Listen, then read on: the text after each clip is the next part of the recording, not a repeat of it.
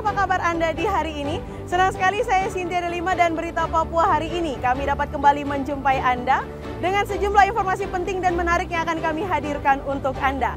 Dan berikut kami hadirkan 3 di antaranya.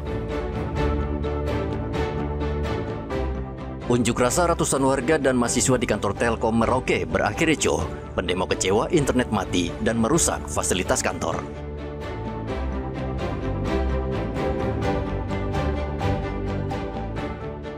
Anggota KKB pembunuh 2 Brimob di Nabire diringkus polisi.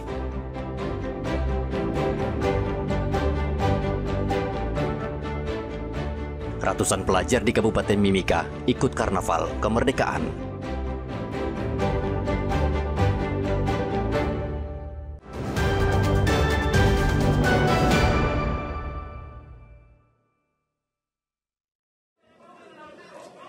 Demo Aliansi Mahasiswa dan Warga Merauke di kantor Telkom Merauke berakhir ricuh pada hari Kamis.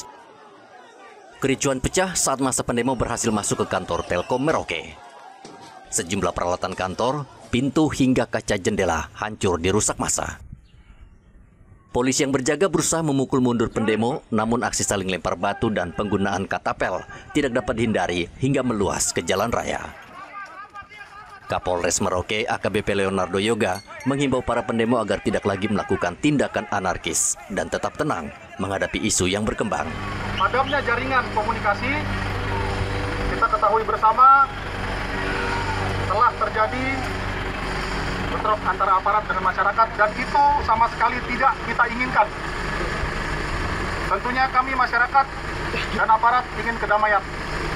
Tapi saya mohon dengan hormat Bapak GM bisa menjelaskan mengapa jaringan komunikasi bisa terputus dan tentunya masyarakat seluruhnya mengharap solusi terbaik yang menjadi tuntutan masyarakat. Karena atas rusaknya jaringan ini banyak sektor-sektor yang terganggu seperti ekonomi dan berbagai sendi-sendi kehidupan yang dapat mempengaruhi kehidupan dan kesejahteraan masyarakat. Jadi kami mohon, saya selaku Kapolres Merauke, penanggung jawab keamanan di Merauke, dengan hormat meminta Bapak GM memberikan penjelasan kepada masyarakat serta solusi yang terbaik. Terima kasih. Akibat kericuhan ini sejumlah anggota polisi mengalami luka akibat lemparan batu dan katapel. Sementara itu masa aksi kocar-kacir setelah polisi menembakkan gas air mata. 3 poin penting yang kami bawa. Yang pertama terkait dengan transparansi anggaran tentang BUMN dari beresnya. Kemudian yang kedua tentang penambahan provider yang sudah dijanjikan dari 2023. Lalu kemudian disampaikan juga akan rampung untuk KPRSKL Ruas Tol Merauke untuk rekapannya itu di tahun 2025 pertengahan. Kita akan cek itu. Kemudian yang ketiga terkait dengan kompensasi terhadap wifi dan juga paket internet yang hari ini kita masyarakat rasakan. Aksi demo ini dipicu putusnya jaringan internet di Merauke sejak 16 Agustus lalu akibat kabel optik bawah laut yang terputus. Pihak Telkom menyatakan jaringan akan pulih pada 5 September 2025. Tadi malam jam 3 subuh, pagi jam 3 subuh itu sudah bergerak dari depo Makassar. Maksud dia sudah loading untuk persiapan ke sini, sudah selesai loading, mulai dari material spare part dan perbekalan. Nah, kemudian akan mengarah ke sini. Nanti mampirnya di Dogo untuk loading perbekalan lagi. Dari Dogo baru ke Merauke sini. Estimasi 5 September ini selesai. Estimasi paling lambat 6 September. Mudah-mudahan cuaca baik, perjalanan lancar, dan pada saat perbaikan di lautan kemarin, ya, sehingga diharapkan waktunya bisa sesuai dengan estimasi. Sejak 2018 hingga saat ini tercatat sudah 8 kali jaringan internet di Merauke mengalami gangguan akibat putusnya kabel optik. Muhammad Ridwan melaporkan dari Merauke, Papua Selatan.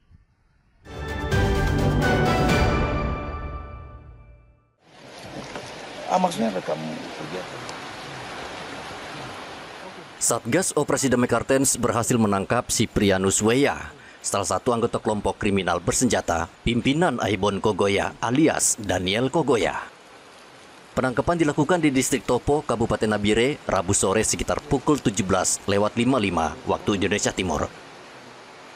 Kasatgas Humas Operasi Damai Kartens, Kombes Pol Yusuf Sutejo mengatakan penangkapan ini berkaitan dengan kasus penembakan yang menewaskan 2 personel Brimob, Brigpol Arif Maulana dan Bribda Nelson Runaki di kilometer 128 distrik Siriwo pada 13 Agustus lalu.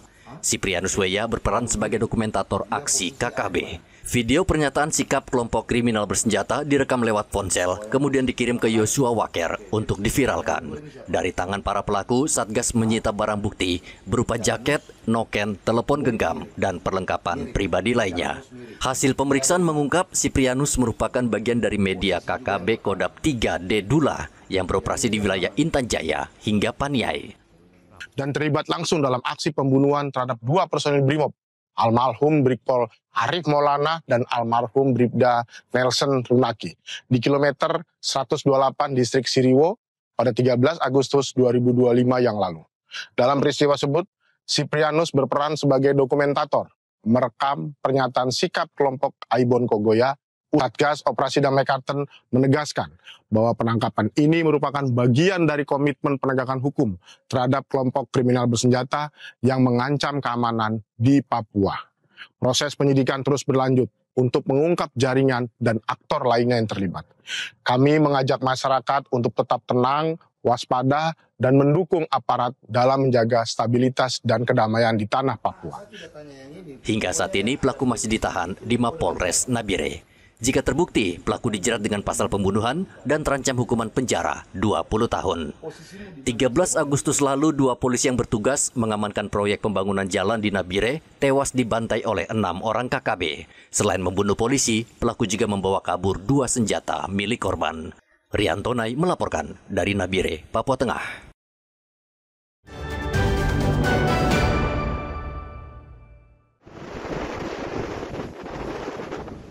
Sebanyak 22 penumpang yang sempat terdampar di muara laut Puriri, Timika, Papua Tengah, akhirnya berhasil dievakuasi dalam keadaan selamat.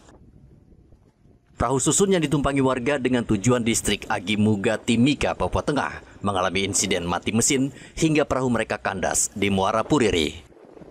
Kepala Bagian Operasi SAR Timika, Charles Batlayeri, mengatakan dari 22 penumpang, 17 orang terlebih dahulu dievakuasi oleh perahu milik PT Freeport Indonesia yang kebetulan melintas di lokasi kejadian.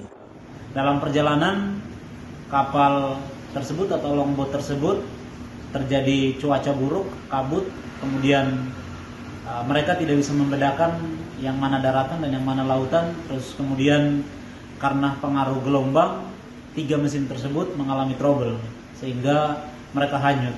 Kemudian kami mendapatkan laporan dari Pak Haji yang menginformasikan kami kurang lebih jam 1 waktu Indonesia Timur. Kemudian setelah menerima laporan, kami langsung bergerak ke lokasi, tim rescue bergerak ke lokasi untuk melaksanakan operasi SAR. Setelah sampai di lokasi, tim kemudian mengevakuasi 5 dari 22 korban. Setelah kami berkomunikasi dan berkoordinasi, ternyata 17 orang sudah dievakuasi terlebih dahulu oleh longboat dari PT Freeport Indonesia. Seorang penumpang bernama David mengucapkan terima kasih kepada seluruh tim yang telah mengevakuasi dirinya bersama 21 rekannya. Ada yang luar biasa. Kami kalau tidak ada apa-apa dorang, ada beberapa waktu sudah datang kan. Tapi bapak dorang datang juga tepat waktu. Saya langsung bantu kita. Terus kedua dari musibah yang terjadi sampai di tempat, antar sampai di tempat, sampai di tempat dengan baik dan selamat. Tim SAR mengimbau pemilik kapal wajib mengecek seluruh kelengkapan kapal, termasuk mesin saat akan berlayar, sehingga meminimalisir kecelakaan di laut. Igobat Memolin melaporkan dari Mimika, Papua Tengah.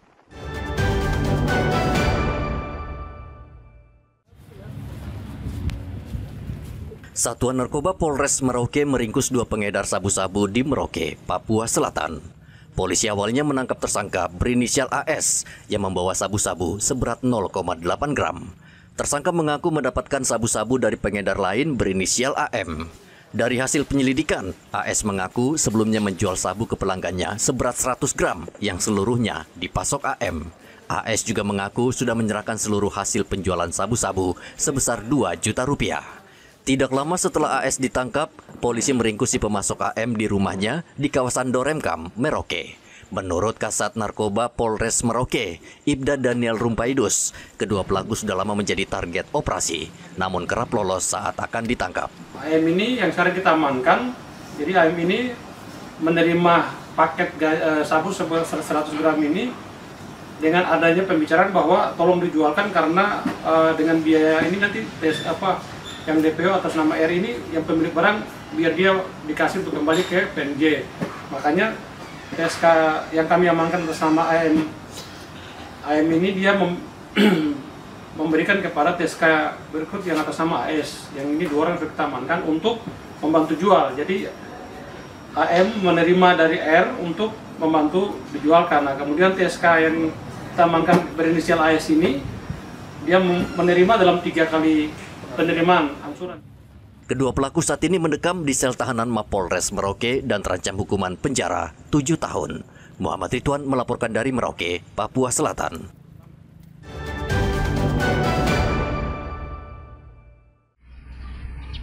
TNI Angkatan Laut Komando Daerah Maritim 11 Merauke menetapkan seorang nakoda speedboat sebagai tersangka dalam kasus penyelundupan 500 kg teripang ke Indonesia. Sementara 3 warga negara Papua Nugini lainnya saat ini dititipkan di kantor imigrasi Merauke. Menurut Komandan Kodairal 11 Merauke Laksamana Pertama, TNI Joko Andrianto, dalam proses pengejaran oleh personel TNI AL Pos Kalitorasi, nakoda speedboat sempat membuang 12 karung teripang ke laut.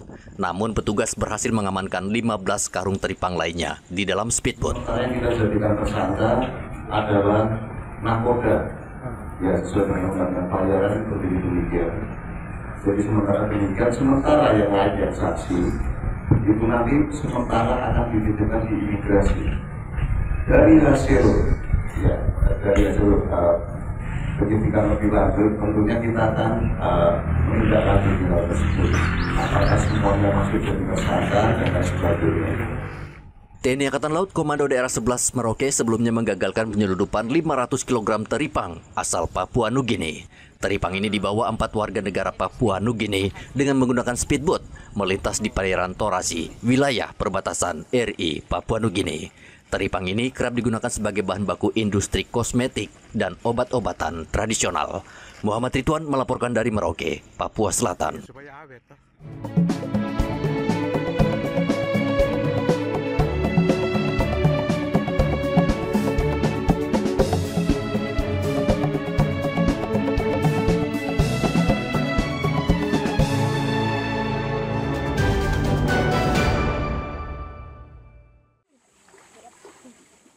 Hujan deras tanpa henti selama sepekan terakhir membuat beberapa wilayah di Kabupaten Mimika, termasuk kawasan pemukiman warga, terendam banjir.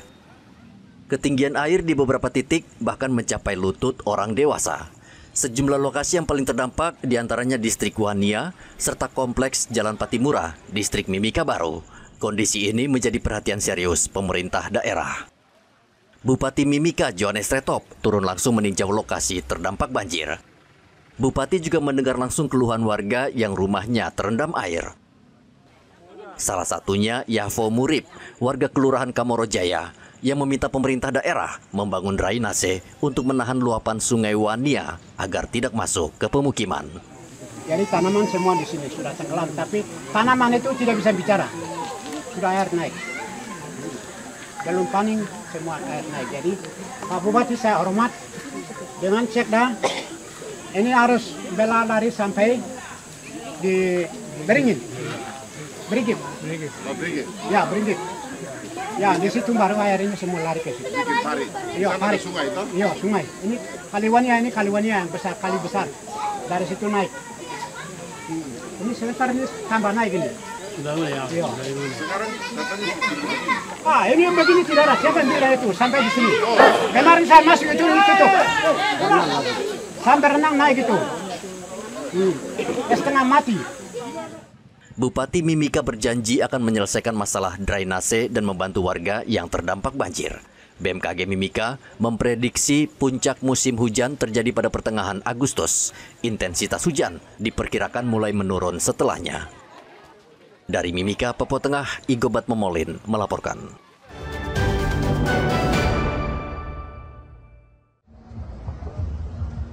Pasangan nomor urut 2, Matius Fakiri Arya Kurumaropen, berdasarkan hasil rekapitulasi unggul dalam pemilihan suara ulang Gubernur dan Wakil Gubernur Papua. Hasil rekapitulasi ini dibacakan Komisi Pemilihan Umum Provinsi Papua pada penetapan hasil rekapitulasi suara PSU di kantor KPU Papua. Pasangan calon nomor urut 1, Benhur Tomimano Konstan Karma, memperoleh 255.683 suara. Sementara pasangan nomor urut 2, Matius Fakiri Arya Kurumaropen, unggul dengan 259.817 suara. KPU Papua memberikan waktu 3 hari kepada pasangan calon yang tidak menerima hasil pleno untuk menempuh jalur hukum, termasuk mengajukan gugatan ke Mahkamah Konstitusi. Kami juga menyampaikan bahwa dari penetapan ini bagi pasangan saksi pasangan calon, karena sejak 3 hari ketika ditetapkan ada ruang hukum untuk bisa dilakukan. 3 hari itu terhitung mulai hari ini. Saksi pasangan calon nomor urut 1, Benhur Tomimano Konstan Karma, menolak seluruh hasil rekapitulasi dengan tidak menandatangani berita acara rekapitulasi. Mereka menilai hasil pleno tidak sesuai data mereka dan terdapat sejumlah kejanggalan. Matinya demokrasi di atas sana ini. Yang kedua, apa yang terjadi selama proses ini,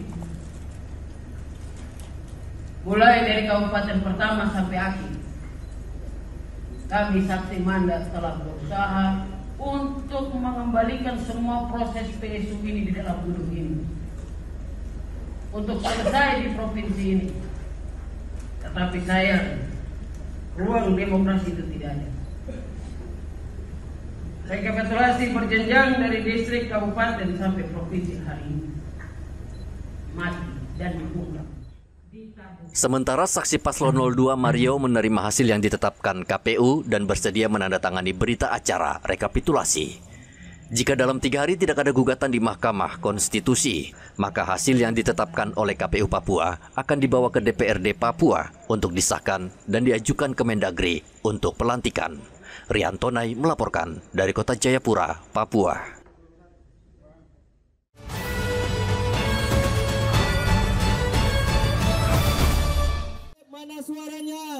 Anak-anak ini senang mengikuti karnaval budaya untuk memeriahkan HUT kemerdekaan di distrik Mimika Timur. Para peserta karnaval anak-anak dari tingkat TK hingga SMA dan SMK, serta sebagian warga masyarakat dan instansi terkait. Peserta tampil dengan keunikan dan ciri khas kostum masing-masing wilayah. Meskipun hujan deras, peserta tetap semangat dan berbaris rapi mengikuti rute dari Kompleks Inkubator Jalan Poros Mapur Jaya hingga berakhir di Jalan Kantor Distrik Mimika Timur. Selain karnaval untuk memeriahkan HUT kemerdekaan, juga digelar pameran ukiran kayu dan anyaman khas suku Kamoro. Berbagai hasil kerajinan tangan masyarakat suku Kamoro, mulai dari ukiran kayu, anyaman noken, hingga tikar tradisional, dipamerkan dalam perayaan HUT kemerdekaan di halaman kantor distrik Mimika Timur.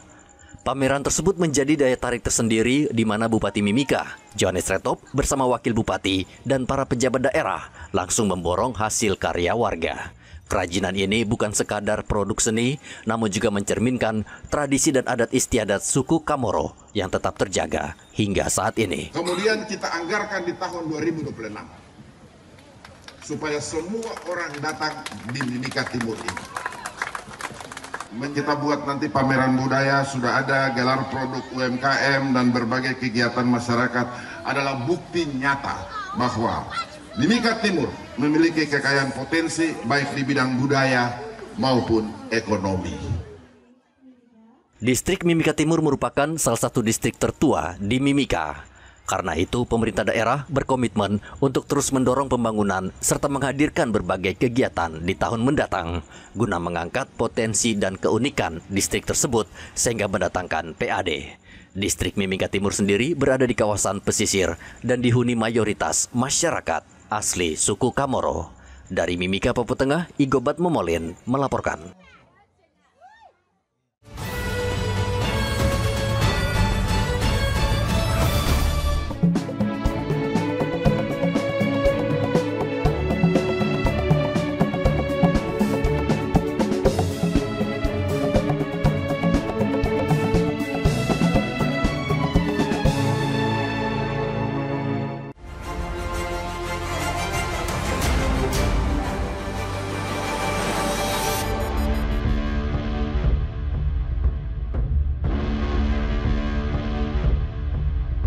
Penyidik Polres Merauke pada hari Jumat menyerahkan 2 tersangka pemuda yang terseret kasus narkoba ke Kejaksaan Negeri Merauke, Papua Selatan.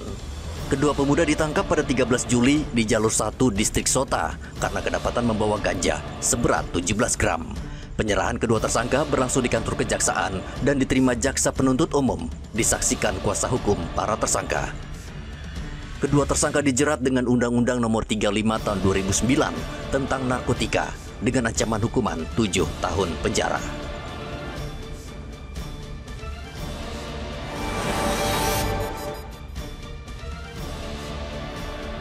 Kepolisian Resor Mimika berhasil membekuk 3 remaja pelaku begal yang terjadi di Jalan Ahmad Yani.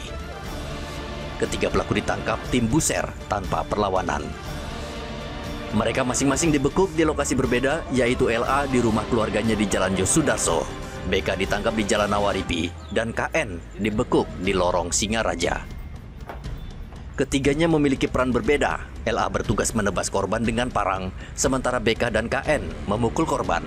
Polisi mengungkap ketiganya beraksi dalam pengaruh minuman keras.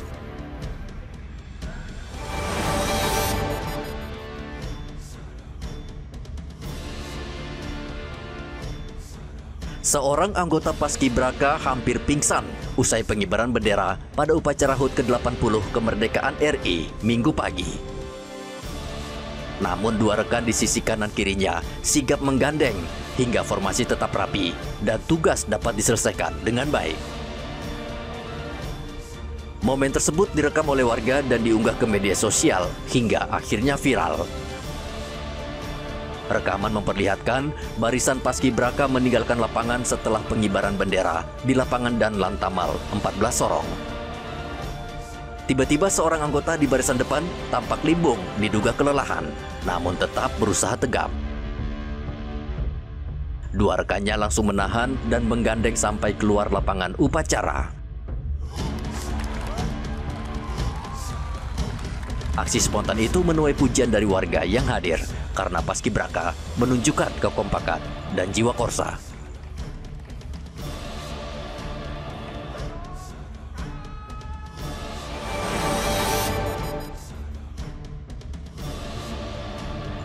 Puluhan pengemudi ojek daring, kurir, dan taksi daring berunjuk rasa di depan kantor Bupati Merauke pada hari Selasa. Mereka menyampaikan keluhan terkait seringnya putus jaringan internet di wilayah Merauke sepanjang tahun ini. Dalam aksi tersebut, para pengunjuk rasa langsung diterima Bupati dan Wakil Bupati Merauke. Bupati Merauke meminta warga bersabar karena kerusakan internet masih dalam proses perbaikan Telkom. Gangguan jaringan internet dinilai telah menghambat aktivitas pelayanan publik, termasuk penghasilan masyarakat yang mengandalkan layanan berbasis online.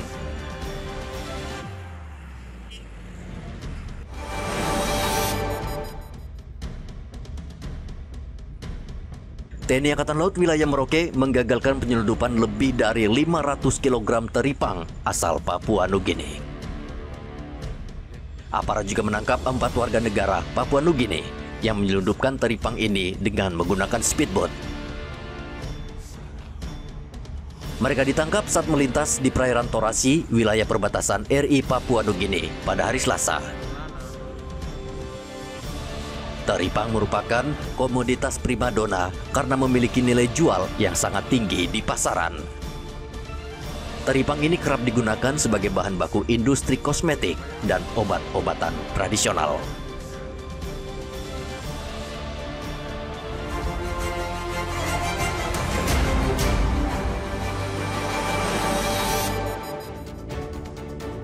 Pemirsa, usai sudah perjumpaan kita dalam Berita Papua hari ini. Bersama kru yang bertugas, saya Cynthia Deli mengucapkan terima kasih atas perhatian Anda. Selamat pagi, semangat pagi, Wanyambe.